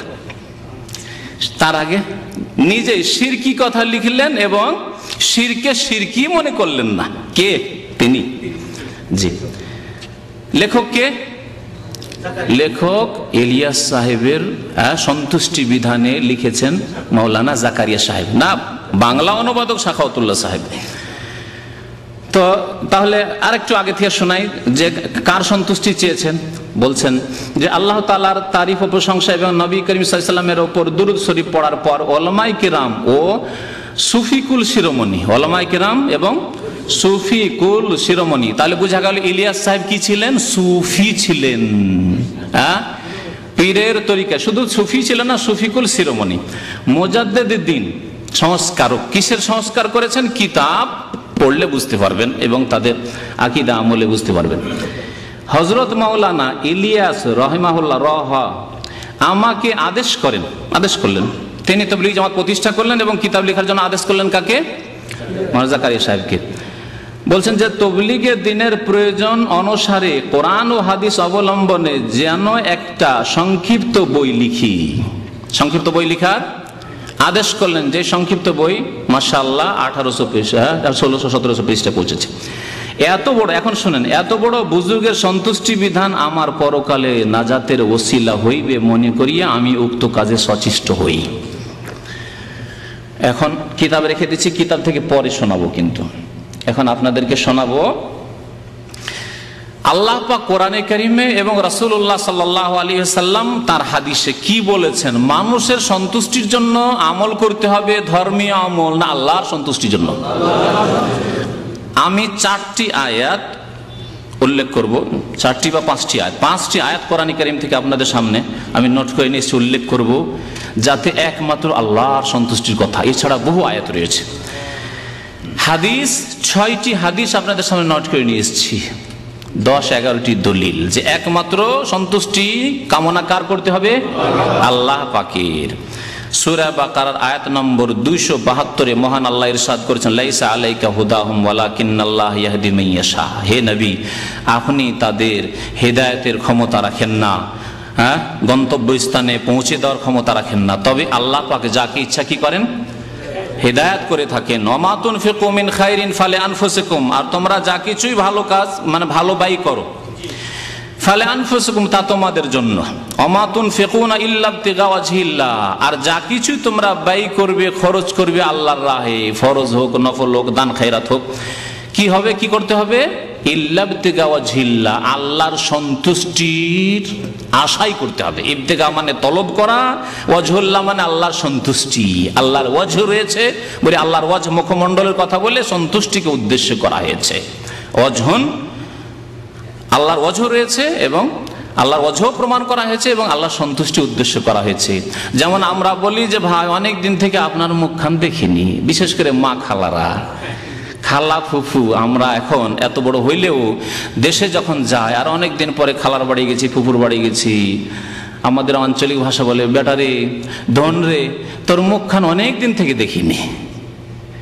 তো তোর মুখখান অনেক দিন থেকে দেখিনি মানে কি পা দেখেছে নাকি, হাত দেখেছে, পিঠ দেখেছে? না, মুখটা হচ্ছে শ্রেষ্ঠ সেজন্য মুখ বলা হয়েছে, কিন্তু উদ্দেশ্য হচ্ছে তোকে অনেক দিন থেকে দেখিনি। তো আল্লাহ পাক রব্বুল আলামিনের ওয়াজহ মানে চেহারা আছে বলে আল্লাহ চেহারার কথা উল্লেখ করেছেন, আর চেহারা সবচাইতে শ্রেষ্ঠ, সেই জন্য আল্লাহ সবকিছুই শ্রেষ্ঠ। আল্লাহ পাক ওয়াজহের কথা বলে সন্তুষ্টি উদ্দেশ্য করেছেন। ইল্লা ইবতিগা ওয়াজহিল্লাহ, তাহলে যে কোনো কাজ করতে হবে কি করতে হবে? ইবতিগা ওয়াজহিল্লাহ, আল্লাহর সন্তুষ্টি কামনা করতে হবে। সূরা রাদের আয়াত নম্বর 22 শুনেন, ওয়াল্লাযিনা সাবারু ইবতিগা ওয়াজহি রাব্বিহিম, আল্লাহ বলছেন যারা ধৈর্য ধারণ করেছে তাদের রবের সন্তুষ্টির উদ্দেশ্যে, রবের সন্তুষ্টির উদ্দেশ্যে। কোন জায়গায় কোরআনে কারিমে দেখাতে পারবেন না যে রাসূলুল্লাহ সাল্লাল্লাহু আলাইহি সাল্লামের সন্তুষ্টির উদ্দেশ্যে। রাসূলুল্লাহ সাল্লাল্লাহু আলাইহি সন্তুষ্টির উদ্দেশ্যে কথাই যদি কোরআন হাদিসে না দেখাতে পারেন, তাহলে ইলিয়াস সাহেবের সন্তুষ্টি, হ্যাঁ, আর ইমাম শাফির সন্তুষ্টি, আর নাসিরউদ্দিন আলবানীর সন্তুষ্টি, আর অমুকের সন্তুষ্টি চলবে না? শিরক হবে, বলুন, শিরক হবে না? তারপরে সূরা রুমের আয়াত নম্বর 38-এ মহান আল্লাহ ইরশাদ করেছে, ফাতিজাল কুরবা হাক্কাহু, আত্মীয়দেরকে তাদের অধিকার দাও, ওয়াল মিসকিন, দরিদ্রদেরকে, ওয়াবনাস সাবিল, আর মুসাফিরদেরকে, পথিকদেরকে, যালিকা খায়রুল লিল্লাযিনা ইউরিদুনা ওয়াজহাল্লাহ, এটি হচ্ছে কল্যাণকর ওদের জন্য যারা আল্লাহর সন্তুষ্টির ইচ্ছা করে। ইউরিদুনা ওয়াজহাল্লাহ, আল্লাহর সন্তুষ্টি ইচ্ছা করে। তাহলে খায়র কার জন্য? এই কিতাব লেখা কার জন্য খায়র হবে? ইউরিদুনা ওয়াজহাল্লাহ, যারা আল্লাহর সন্তুষ্টি ইচ্ছা করে। কিন্তু যারা মানুষের সন্তুষ্টি বিধান লিখেছে তাদের যে পরিণাম কি হবে আল্লাহ পাক ভালো জানেন, এর বেশি আর কিছু বলা যাবে না। সূরা রুমের আয়াত নম্বর 39-এ আবার আল্লাহ পাক বলেছেন, ওয়ামা আতাইতুম মিন রিবান লিয়ারবু ফি আমওয়ালিন নাস ফালা ইয়ারবু ইনদাল্লাহ, তোমরা যদি কাউকে সুদ দাও, সুদের নাও দাও, তাহলে মানুষের ধন সম্পদ বাড়ে না, বরং তা ধ্বংস হয়ে যায়। ওয়ামা আতাইতুম মিন যাকাতিন, আর যদি যাকাত দান করো, তুরিদুনা ওয়াজহাল্লাহ, এবং যাকাত দিয়ে কি উদ্দেশ্য করবে? আল্লাহর সন্তুষ্টির উদ্দেশ্য করবে। তাহলে যাকাতও দেবে আল্লাহর সন্তুষ্টির জন্য। আল্লাহ পাক রব্বুল আলামিন সূরা লাইল, আমপারার সূরা লাইলের 17 থেকে 21 নম্বর আয়াতে বলেছেন, ওয়াসায়ুজান্নাবুহাল আতকা আল্লাযী ইউতি মালাহু ইয়াতাযাক্কা ওয়া মা লিআহাদিন ইনদাহু মিন নি'মাতিন তুজজা ইল্লা ইবতিগা ওয়াজহি রাব্বিহিল আ'লা ওয়ালা সাওফা ইয়ারদা। ওয়া মা লিআহাদিন ইনদাহু মিন নি'মাতিন তুজজা, এখানে বলা হয়েছে যে আয়াতটি আবু বকর সিদ্দিক রাদিয়াল্লাহু তাআলা আনহু সম্পর্কে নাযিল হয়েছে।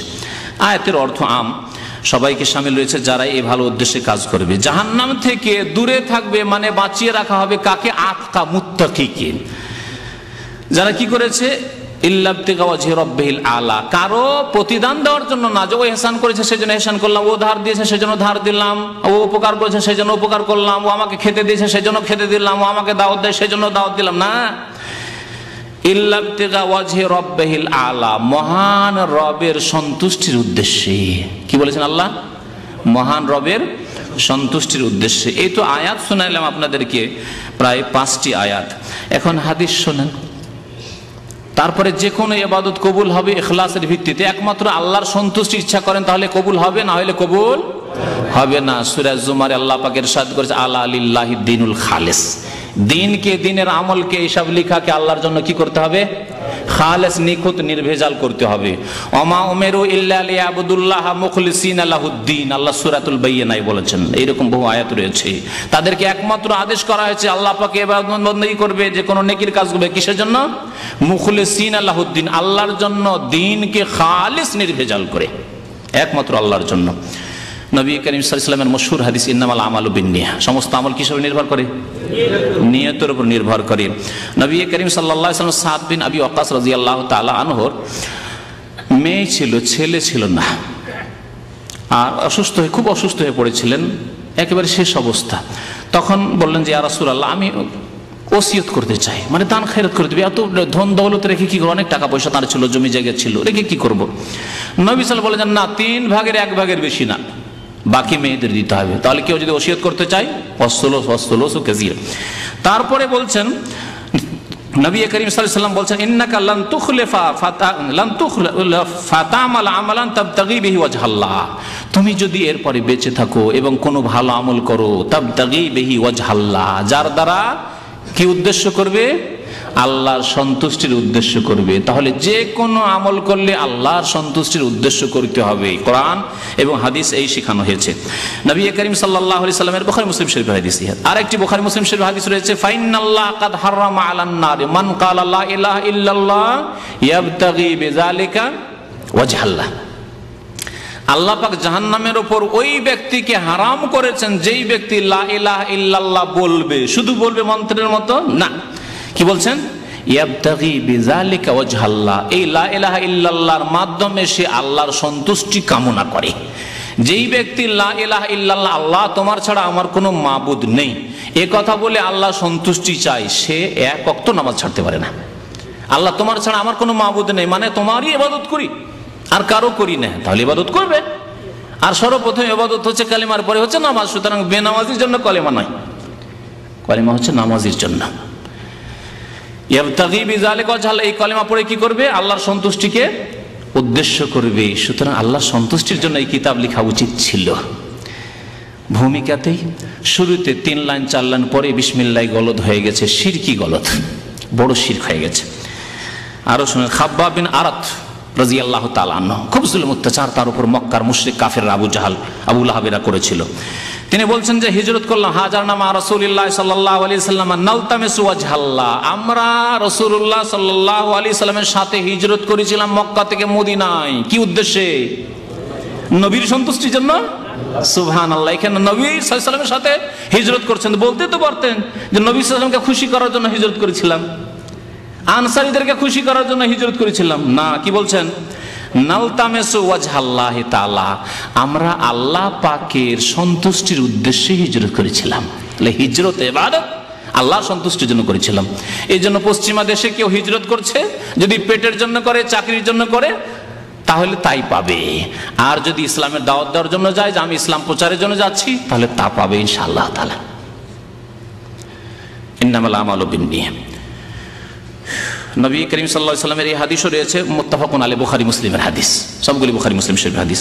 আর একটি হাদিস শোনায় আপনাদেরকে, হাদিসটি আবু দাউদে রয়েছে এবং তার সনদ সহিহ। রাসূলুল্লাহ সাল্লাল্লাহু আলাইহি ওয়াসাল্লাম ইরশাদ করেছেন, মান তাআল্লামা ইলমান মিম্মা ইউবতাগা বিহি ওয়াজহুল্লাহ, কেউ যদি এমন ইলম শিখে, মানে দ্বীনের ইলম শিখে, যেই ইলম দ্বারা কি করা হয়? ইউবতাগা বিহি ওয়াজহুল্লাহ, আল্লাহর সন্তুষ্টিকে উদ্দেশ্য করা হয়। তাহলে দ্বীনের ইলম শিখবেন মাদ্রাসায় বা ইসলামী সেন্টারে, এসে উদ্দেশ্য কি থাকবে? আল্লাহর সন্তুষ্টি থাকবে। দ্বীনের ইলম লিখবেন, প্রচার করবেন, কি উদ্দেশ্য থাকবে? আল্লাহর সন্তুষ্টি থাকবে। জি, আল্লাহর সন্তুষ্টির উদ্দেশ্য থাকবে। কিন্তু যদি কেউ আল্লাহ সন্তুষ্টির উদ্দেশ্য না করে অন্য কোন উদ্দেশ্য করে, লা ইয়াতাআল্লামুহু ইল্লা লিয়ুসিবা বিহি আরাদাম মিনাদ দুনিয়া, কিন্তু সে ইলম শিখেছে দুনিয়ার উদ্দেশ্যে, অথবা ইলিয়াস সাহেবকে খুশি করার জন্য, এটা ওর মধ্যে শামিল। যদি দুনিয়ার উদ্দেশ্যে কেউ যদি কামেল পাশ করে অথবা কওমি মাদ্রাসা পাশ করে, আর যদি মনে করে আমি ভালো একটা চাকরির জন্য পড়াশোনা করেছি, তাহলে তার শাস্তির কথা বলা হয়েছে। এতেই যদি এই শাস্তি হয়, তাহলে যে আল্লাহ ছাড়া অন্যের উদ্দেশ্যে কিতাব লিখেছে, তার কি হবে?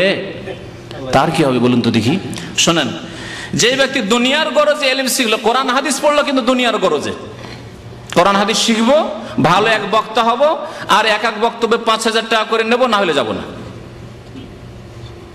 5,000 যদি 1,000 কম করে দেন না, গরিব গ্রাম হইলো না, আমি যাব না।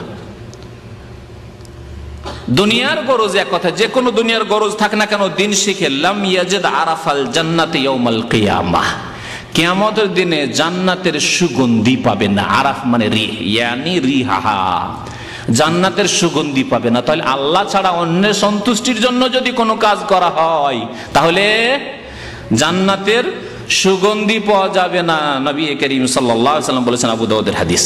মসজিদ বানালেন, কিন্তু মাদ্রাসা বানালেন আর আপনার উদ্দেশ্য থাকলো কি দুনিয়ার গরজ, মানুষের মধ্যে খ্যাতি হোক, লেখা থাকবে অমুক মসজিদ বানিয়েছে, সবাই জানবে যে আমি মসজিদটা বানিয়ে গেছি, আমার একটা প্রভাব থাকবে, আমার ছেলে মেয়েদের একটা প্রভাব থাকবে যে আমরা জমিদার ফ্যামিলি, আমরা সুখী ফ্যামিলি, আমরা এই যে মসজিদ বানিয়ে গেছি।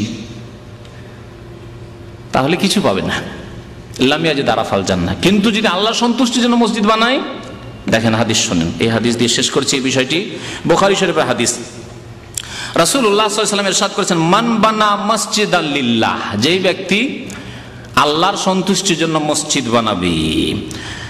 বুখারী বলছেন যে আমি মনে করি যে নবী সাল্লাল্লাহু আলাইহি ওয়াসাল্লাম বলেছেন বা আমার ওস্তাদ বলেছেন, ইয়াবতাগি বিহি ওয়াজহাল্লাহ, মসজিদ বানাবে কি উদ্দেশ্যে?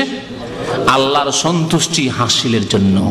আল্লাহর সন্তুষ্টি, মসজিদ বানাইতে হবে আল্লাহর সন্তুষ্টির জন্য, ইলম শিখতে হবে আল্লাহর সন্তুষ্টির জন্য। হ্যাঁ, যতগুলি দান খায়রাতের কথা আসলো, হিজরত, সবগুলি আল্লাহর সন্তুষ্টির জন্য। আর কিতাব লিখবেন ইলিয়াস সাহেবের সন্তুষ্টির জন্য। হ্যাঁ, বানাল্লাহু লাহু মিসলাহু ফিল জান্নাহ, তাহলে আল্লাহ সন্তুষ্টির জন্য কেউ যদি মসজিদ বানায়, আল্লাহ পাক তার অনুরূপ, মানে ওই মসজিদের অনুরূপ আল্লাহর কাছে আর উত্তম নিয়ামত রয়েছে, ওই রকমই মানে আল্লাহ পাক স্পেশাল ঘর বানিয়ে দেবেন তার জন্য জান্নাতে মসজিদের বিনিময়ে। তো এই ছিল ইখলাস সম্পর্কে আয়াত এবং হাদিস, যে ইখলাসের সাথে যে কোনো কাজ করতে হবে। ইখলাস মানে শুধু আন্তরিকতা না, ইখলাস মানে একমাত্র আল্লাহর জন্য করা, নির্ভেজাল নিখুঁত করে আল্লাহর জন্য সবকিছু করা। এটি হচ্ছে ইখলাস। যে ইখলাসের কথা আমাদের ভাইয়েরা শিখান, কিন্তু ইখলাস তাওহীদ সুন্নতের ক্ষেত্রে ইখলাস বুঝেন না। এই জন্য শুরুতে যে লিখেছেন যে অনেকে শিরক করে কিন্তু শিরকে বুঝে না, সত্যি কথা, অনেকেই শিরক করে কিন্তু শিরক মনে করেন না। এখন আপনাদেরকে ফতুয়া শোনাই কিছু। এই ফতুয়াগুলি শুধু কাগজে নাই, আমি নোট করে নিয়ে এসেছি মাকতাবা শামেলা। আজকাল সিডিতে বিশাল লাইব্রেরি চলে এসছে, হাদিসের কিতাব, ফিকার কিতাব, ফাতোয়ার কিতাব, সে মাকতাবা শামেলা থেকে আমি এগুলি প্রিন্ট করে নিয়ে এসেছি।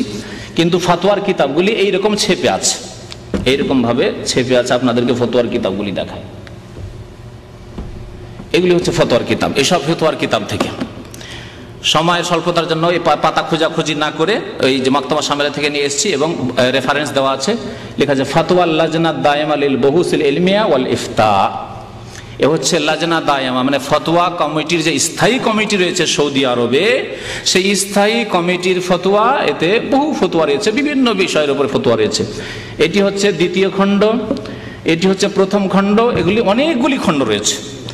এই তাবলীগ জামাত সম্পর্কে ফতোয়া বিভিন্ন খণ্ডে রয়েছে, অষ্টম খণ্ডে রয়েছে। এই ফতোয়ার কিতাবগুলি আমার বাসাতেও আছে, এবং এখানে ওই আমাদের ইসলামী সেন্টার লাইব্রেরিতেও আছে। আর এখানে এই কিতাবগুলি কারো কাছে যদি হাফেজের সার্টিফিকেট থাকে অথবা মাদ্রাসা ফারিগ হওয়ার সার্টিফিকেট থাকে, তাহলে রিয়াজ থেকে এই কিতাবগুলি ফিরি নিয়ে আসতে পারে, এখন ফতোয়াগুলি আপনাদেরকে শোনাই। শুরু করি এক নম্বর আলেম এই জামানার, কার নাম বললাম? ইমাম আব্দুল আজিজ ইবনে আব্দুল্লাহ বিন বাজের কথা। তার ফতোয়া থেকে শুরু করি।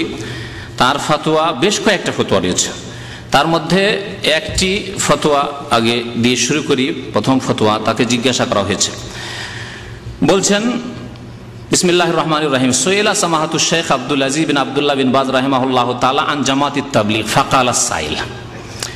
সামাহাতুল শেখ আব্দুল আজিজ বিন আব্দুল্লাহ বিন বাজ রহমতুল্লাহ আলাইহি জিজ্ঞাসা করা হয়েছিল জামাতুত তাবলীগ সম্পর্কে, মানে তাবলীগ জামাত সম্পর্কে। জিজ্ঞাসাকারী এভাবে জিজ্ঞাসা করলেন, কি সওয়াল কি ছিল? প্রশ্ন, নাসমাউ ইয়া সামাহাতুল শেখ আন জামাতিত তাবলীগ, আমরা তাবলীগ জামাত সম্পর্কে শুনছি, ওমা তাকুম বিহি মিন দাওয়া, তারা দাওয়াতের কাজ করছে, ফাহাল তানসাহুনি বিল ইনখিরাত ফি হাযিহিল জামা, তাহলে কি আপনি আমাকে পরামর্শ দিচ্ছেন যে আমি এই জামাতে লাগতে পারি, মানে এই তাবলীগ জামাতে যেতে পারি, চিল্লাই বা সাথ দিতে পারি, সহযোগিতা করতে পারি। আরজু তৌজিহি ওয়া নুসহি, আশা করি আমাকে দিক নির্দেশনা দিবেন এবং সৎ পরামর্শ দেবেন। ওয়া আযামাল্লাহু মাসুবাতাকুম, আল্লাহ আপনাকে মহাপুরস্কার দান করুন। জবাব শুনে ফাআজাবা শেখ বিকাউলিহি, সামাহাতুল শেখ ইবনে বাজ রহমতুল্লাহ আলাইহি জবাব দিচ্ছেন, কুল্লু মান দা ইলাল্লাহ ফাহুয়া মুবাল্লিগ, যেই ব্যক্তি আল্লাহর দিকে ডাকবে সে হচ্ছে মুবাল্লিগ, সেটি হচ্ছে তবলিগ। আয়াত শুরুতে পড়েছি, বাল্লিগ মা উনজিলা ইলাইক, আল্লাহর দিকে ডাকেন আপনি মুবাল্লিগ, আপনি তবলিগ করছেন। লাকিন্না জামাতাত তাবলিগ আল মারুফা আল হিন্দিয়া ইনদাহুম খুরাফাত, আরবি ভাষায় পড়ে দিচ্ছি, তার ভাষায়। কিন্তু লাকিন কিন্তু জামাতুত তাবলীগ মানে তাবলীগী জামাত আল মারুফা প্রসিদ্ধ, যে আল হিন্দিয়া মানে ইন্ডিয়ান জামাত, পয়দা হয়েছে কোত্থেকে? ইন্ডিয়া থেকে পয়দা হয়েছে। আল হিন্দি ইনদাহুম খোরাফাত, তাদের কাছে বহু, তাদের নিকটে বা তাদের আকীদায় বহু কুসংস্কার রয়েছে। খোরাফাত মানে কুসংস্কার রয়েছে। ইনদাহুম বাযুল বিদআ ওয়াশ শিরকিয়াত, এবং তাদের কাছে কি রয়েছে? বেশ কিছু বিদআত রয়েছে, ওয়াশ শিরকিয়াত এবং শিরকও রয়েছে। তাহলে শুধু আমার কথা নয়, আমি বললাম যে ফাজাইলে দুরুদি আর ফাজাইলে হজে শিরক আছে, বহু শিরক আছে, এটি আমার কথা নেই। পৃথিবীর যিনি 1 নম্বরের আলেম এই একবিংশ শতাব্দীতে, তিনি বলছেন যে তাদের আকীদায় আমলে তাদের কিতাবে কি রয়েছে? বিদআত রয়েছে, শিরক রয়েছে, আর খোরাফাত মানে কুসংস্কার রয়েছে। লাকিন ইযা কানা জামাতুত তাবলীগ গায়রুহুম জামাতুত তাবলীগ গায়রুহুম আহলু বাসীরা ওয়া আহলু ইলমিন ইয়াখরুজু মাহুম লিদ-দাওয়াতি ইলাল্লাহ আও ইনসানুন ইনদাহু ইলমুন ওয়া বাসীরাতুন ইয়াখরুজু মাহুম লিত-তাফসীর ওয়াল ইনকার ওয়াত তাওজীহ ইলাল খায়র ওয়া তা'লিমিহিম হাত্তা ইয়াতরুকুল মাযহাব আল বাতিল ওয়া ইয়াতানিকু মাযহাব আহলিস সুন্নাহ ওয়াল জামাআহ। তবে যদি কেউ যেতে চান, জিজ্ঞাসা করেছেন না যে তাদের সাথে যেতে পারবো কিনা, যদি যেতে চান তাহলে কি শর্ত লাগিয়েছেন শুনেন। আর এই শর্তে কোনো তাবলীগী ভাইরা যায় না ইল্লা মাশাআল্লাহ। আর যদি যায় 1-2 জন আরব থেকে গিয়েছিলেন এই উদ্দেশ্য নয় যে তাদের ওই শিরক বিদআতগুলি কারেকশন করব, তাদেরকে ধাক্কা দিয়ে বের করে দিয়েছে। এরকম বহু ঘটনা আমি যখন মদিনায় ছিলাম তখন সেই ঘটনাগুলি তাদের কাছ থেকে সরাসরি শুনেছি, এবং এর উপরে কিতাব, বেশ কিছু কিতাবও তারা এসে লিখেছেন যে যখন তাদের শিরক বিদআতের উপর আপত্তি করা তুললেন তখন তাকে এমন করে একঘরে করে দিল যে সবাই আপোষ বলে দিল যে এর সাথে কথা বলবে না। আর তাদের দলিল হচ্ছে ওয়াইজা খাতাবাহুমুল জাহিলুনা কালু সালামা, জাহিল ওর সাথে কথা বলিও না, ছেড়ে দাও।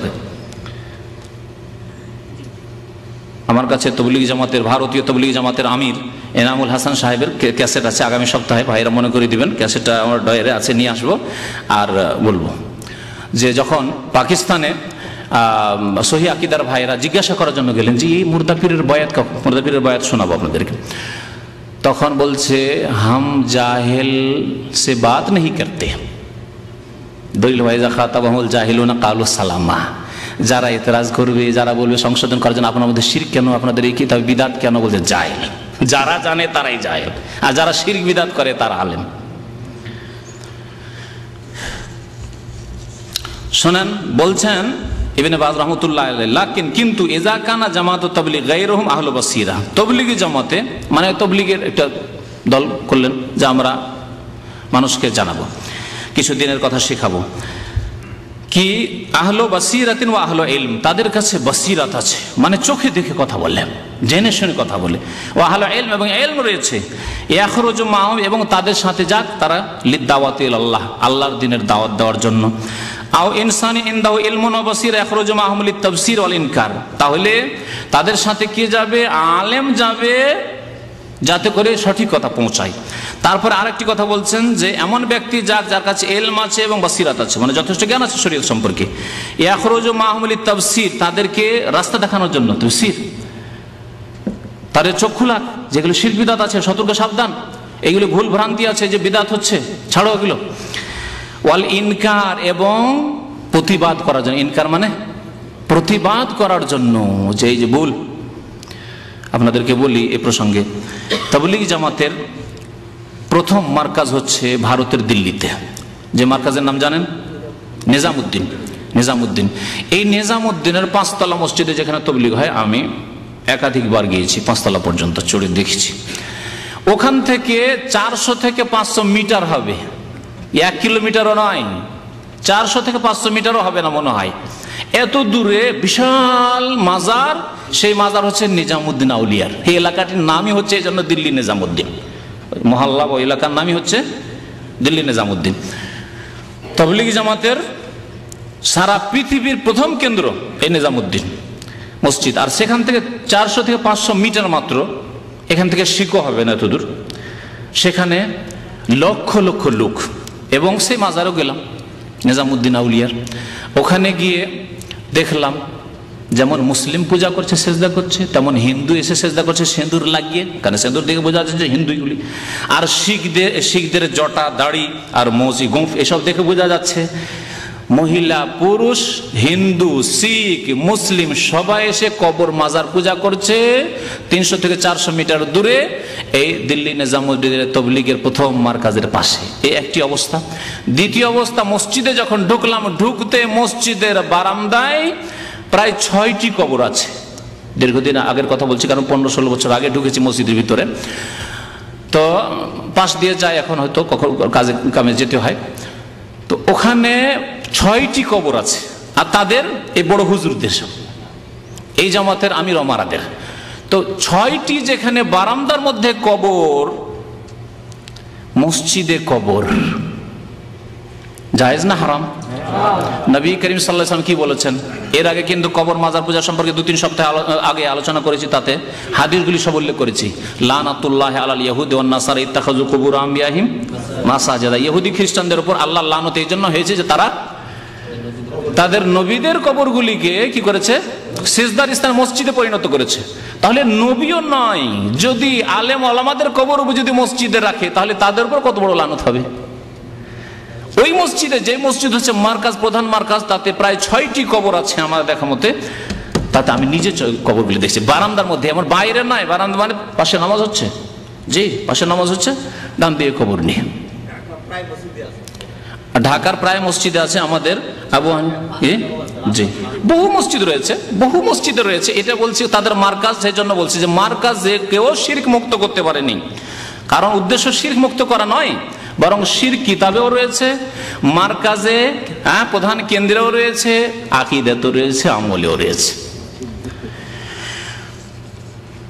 তাই বলছেন ইমাম ইবনে বাজ রাহমাতুল্লাহ আলাইহি ইনকার করার জন্য, মানে প্রতিবাদ করার জন্য যদি যাওয়া, তৌজি আলাল খায়র, এবং তাদের রাহনুমাই করার জন্য যদি রাস্তা দেখানোর জন্য যাই, তাদের তালিমের জন্য যাই, হাত্তা ইয়াতরুকুল মাযহাবাল বাতিল, যাতে করে তারা বাতিল তরিকা ছেড়ে দেয়। এই প্রচলিত যে ইলিয়াসি তবলিগ, একে কি বললেন তিনি?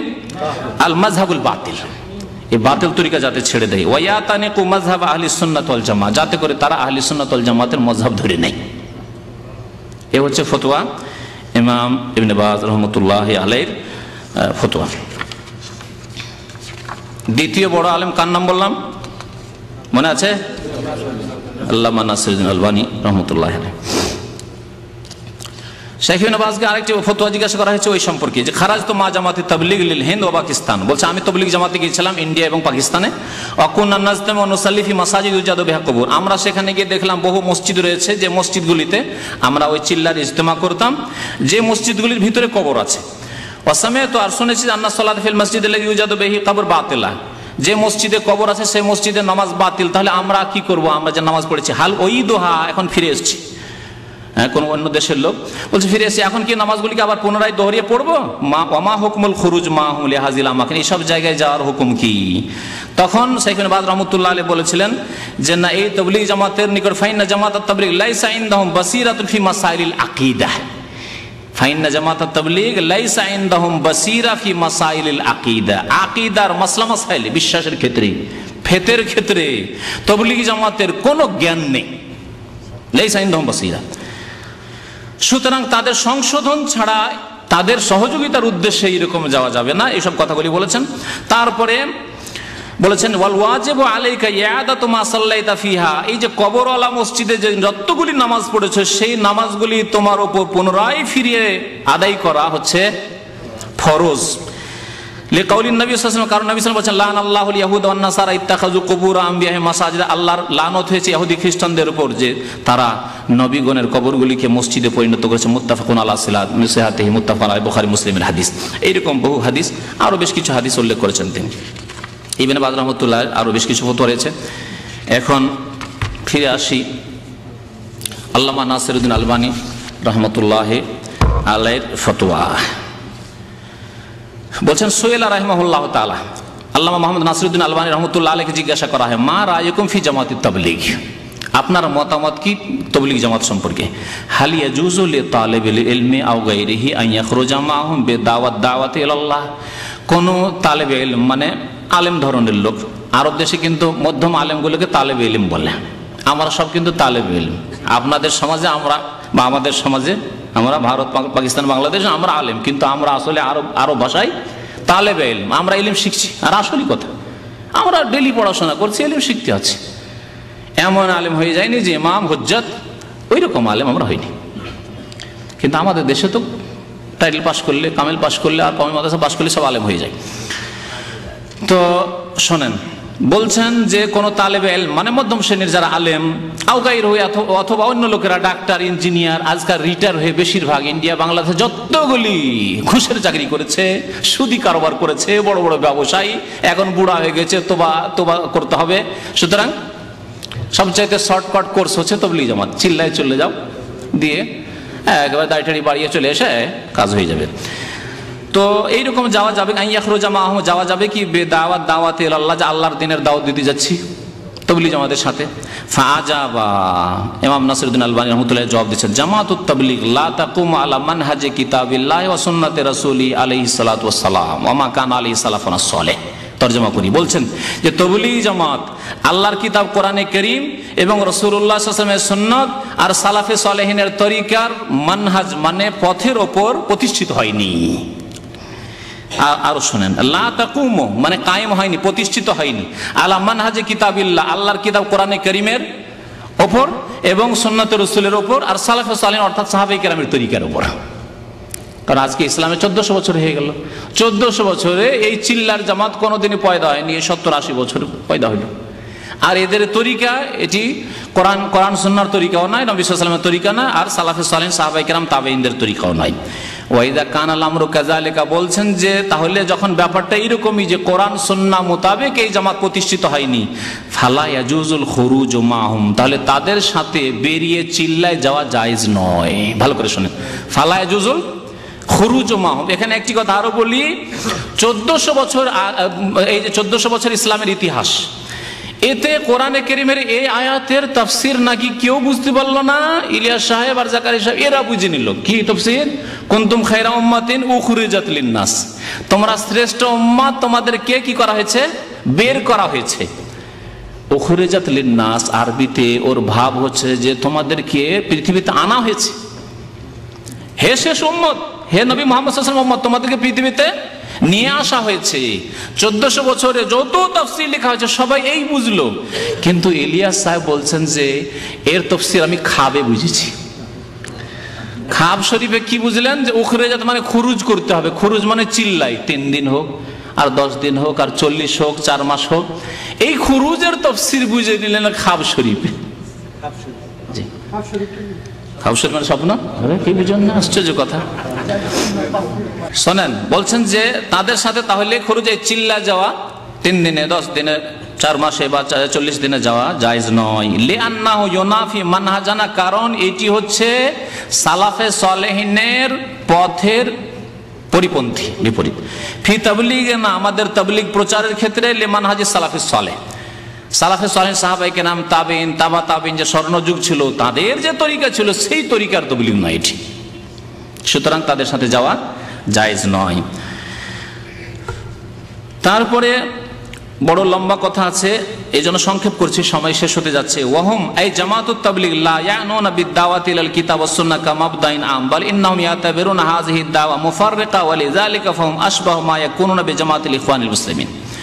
বলছেন যে তবলীগ জামাত কোরআন সুন্নাহর দাওয়াতের কোনো গুরুত্ব দেয় না, তাদের কাছে কোরআন সুন্নাহর দাওয়াতের গুরুত্ব নেই। এর বাস্তব প্রমাণ যে তবলীগ জামাতের কোন কিতাব পড়ে, একমাত্র ফাজাইল আমাল।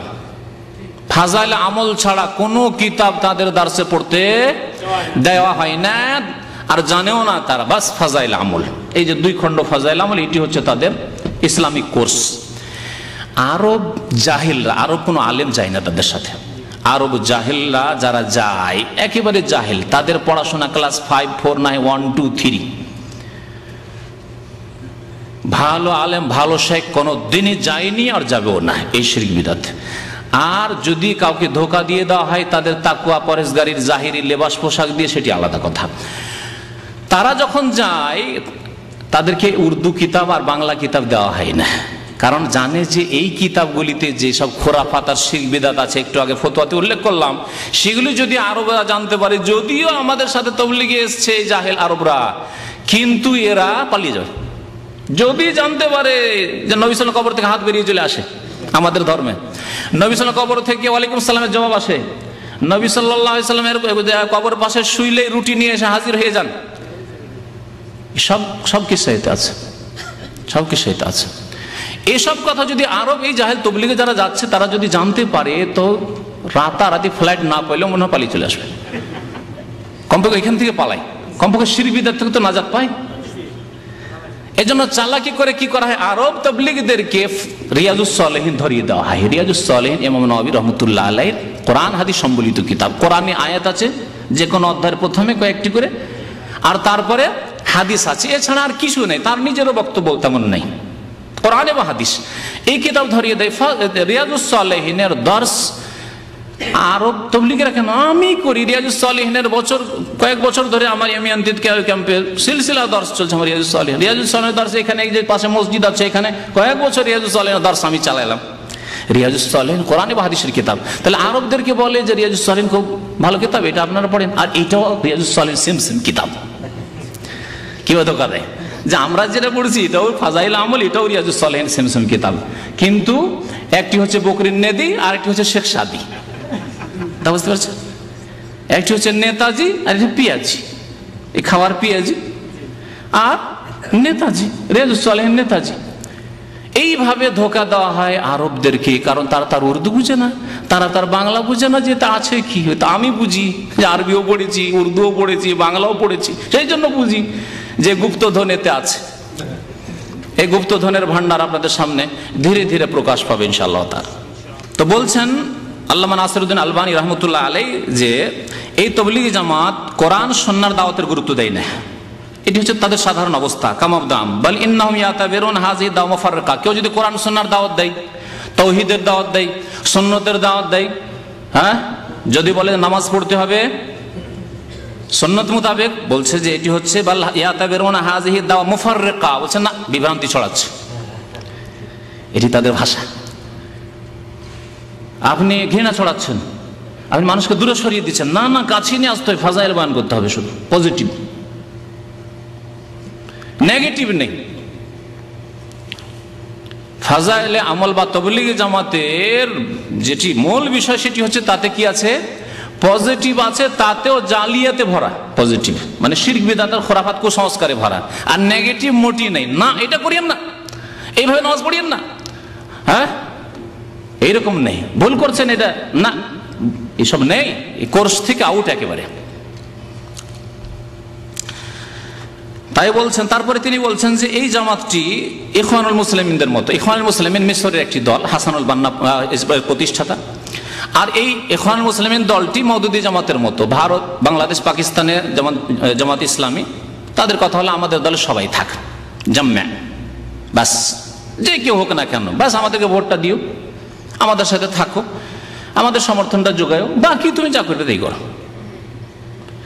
তো এই যে থিওরি, আকিদা যায় কবরে সিজদা করার অসুবিধা নাই। এই জন্য পাকিস্তানে যিনি ভাইস প্রেসিডেন্ট জামাত ইসলামীর, খান আব্দুল গাফফার, নামও বলে দিচ্ছি, মিয়া তোফাইলের পরে নাকি আছে কাজী হোসেন সাহেবের পরে তিনি হচ্ছেন ভাইস প্রেসিডেন্ট। মানে যেমন তেমন লোক না। বাংলাদেশে যেমন নিজামী সাহেব, তারপরে যে দ্বিতীয় স্থানে যে হতে পারে, বা গোলাম আজমের পরে যেমন নিজামী সাহেব ধরে নেয়, তো ওই রকম ব্যক্তিত্ব পাকিস্তানের এক মাজারে গেল, আর যাওয়ার পরে নিজে স্বয়ং নিজে হাতে পীরের মাজারে চাদর চড়িয়ে আসলো। জি, এই হচ্ছে মওদুদি জামাত। আর ওই রকমই ইখওয়ানুল মুসলিমিন জামাত। তো আল্লামা নাসিরুদ্দিন আলবানী রাহমাতুল্লাহ বলেছেন যে তাবলীগী জামাতের ব্যাপারটি ওই রকমই, যদিও দুটোতে আবার কিছু কিছু পার্থক্য আছে, যে এরা রাজনৈতিক দিকটাকে গুরুত্ব দেয়, আর এরা না, রাজনৈতিক একেবারে নেই তাদের কাছে, তাবলীগী জামাতের কাছে এইরকম পার্থক্য আছে। কিন্তু আকিদাতে যে ভেজাল, আকিদায় ভেজাল দুটোতে আছে, এই দুই জামাতে আছে। তারপরে বলছেন ফাহুম ইয়াকুলুন ইন্না দাওয়াতুহুম কায়েমাতুন আলাল কিতাব ওয়াস সুন্নাহ। তাদের দাবি হচ্ছে যে আমাদের যে তাবলীগ, আমরা কোরআন সুন্নাহ মোতাবেক তাবলীগ করছি, লাকিন হাযা মুজাররাদু কালাম। নাসিরুদ্দিন আলবানী বলছেন যে এটি তাদের মুখের শুধু কথা মাত্র, দাবি মাত্র। ফাহুম লা আকিদাতা তাজমাহুম, তাদের কোনো সহি আকীদা নেই। হাযা মাতুরিদি, কেউ মাতুরিদি, আশআরি, সুফি। আরো মজার কথা বলি, তাবলীগী জামাতের প্রতিষ্ঠাতা মাওলানা ইলিয়াস সাহেব, তিনি 4 তরিকার তাসাউফ সুফিয়াতের উপর বায়াত হয়ে ছিলেন।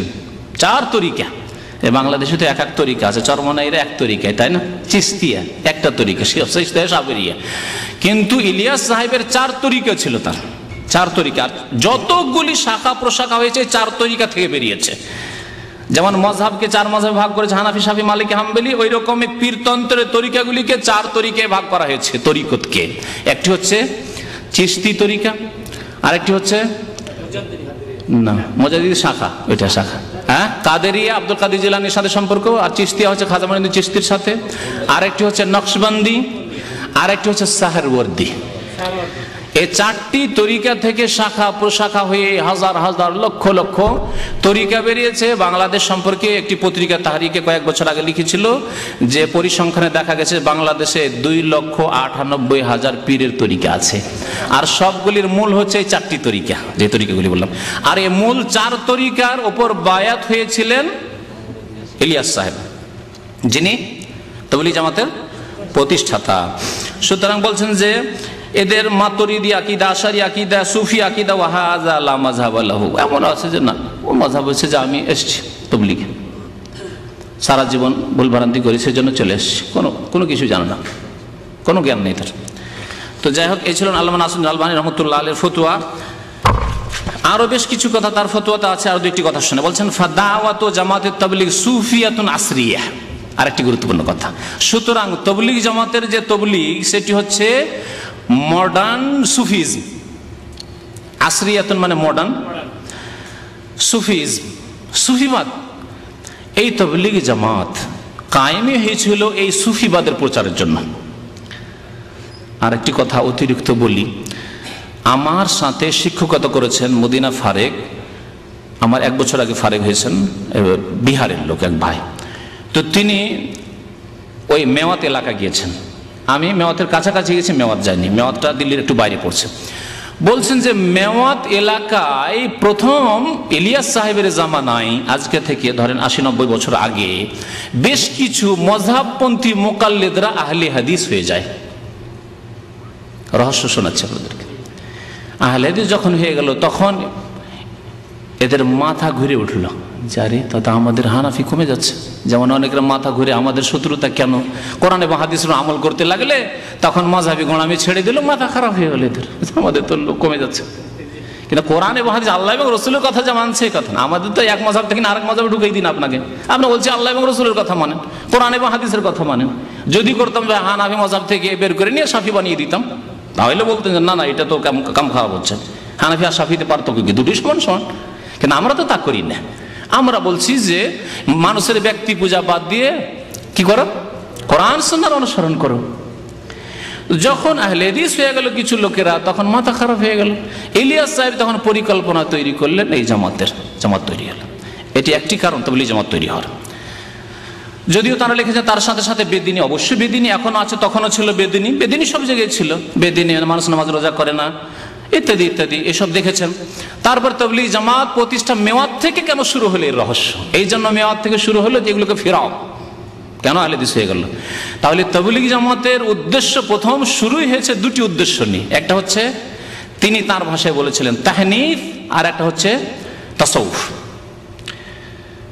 এরা হানাফি মযহাব ছেড়ে দিয়ে আহলে হাদিস কেন হলো, হানাফি বানাও, ফিরে আসো হানাফিতে, আর এদেরকে সুফি বানাও, মানে পীরের মুরিদ বানাও।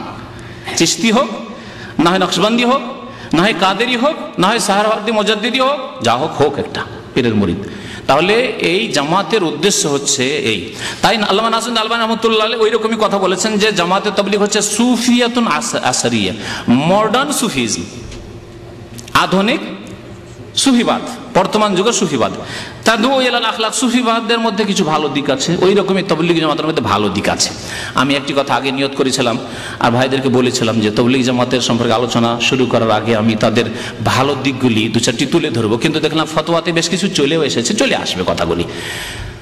ভালো দিক হচ্ছে তাদের নামাজের পাবন্দি, যেটা অন্যান্য জামাত চাইতে অনেক ভালো, নামাজের পাবন্দি ভালো দিক।